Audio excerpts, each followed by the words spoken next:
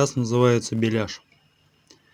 Егерь Кузьма рассказал историю про дикого волка-альбиноса. Жена Кузьмы подобрала тощую дворняжку с дороги и принесла ее к себе на двор. Дворняжка отъелась, повеселела и стала жить в будке, охраняя двор от непрошенных гостей. Назвали собачку Манькой. Неизвестно по какой причине, но у Маньки почему-то никогда не было щенков. Вроде бы гулять она за калитку бегала, а щенков у Маньки отродясь не бывало.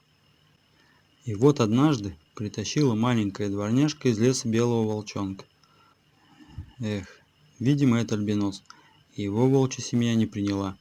Вздохнул Кузьма. Как оказалось, в соседней деревне был отстрел взрослых волков.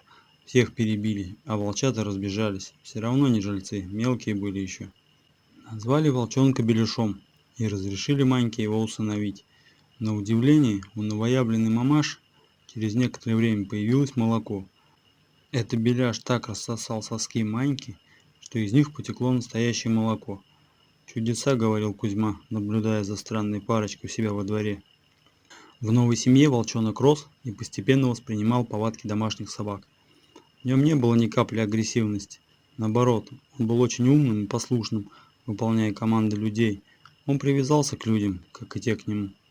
Однако, когда он стал подрастать, начала давать о себе волчья кровь.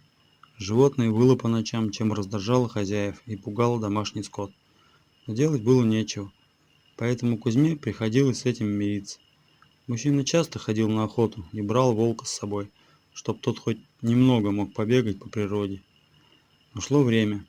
Волчонок превратился во взрослого волка, и его начали бояться все деревенские собаки. Домашний скот и людей он не трогал. Беляш вырос, стал крупным зверем и помаленьку начинал матереть. Рядом с ним небольшая тщедушная Манька казалась еще мельче.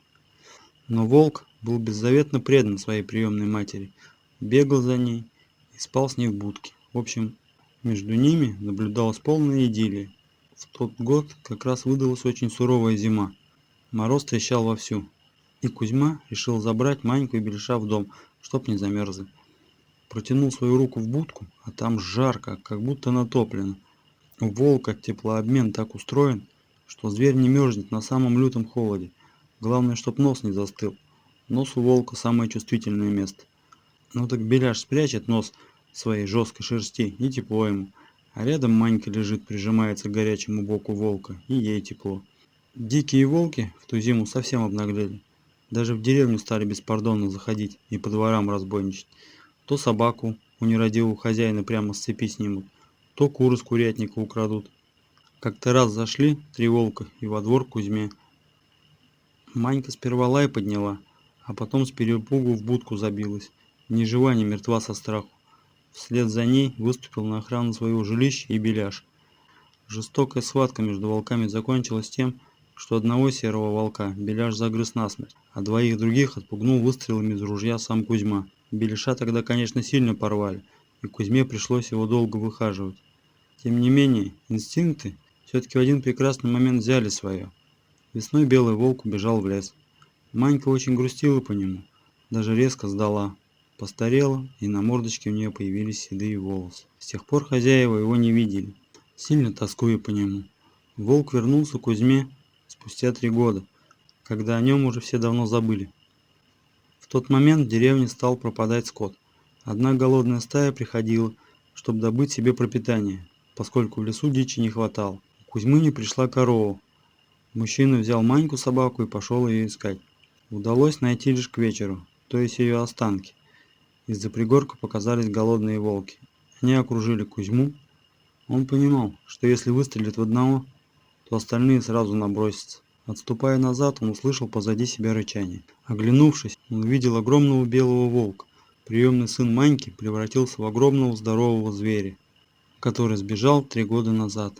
Рядом с ним была волчица и 5 двухгодовалых волчат. 3 волчат были белыми, как их папа. Но самое удивительное было то, что рычали они не на Степана, а на волков.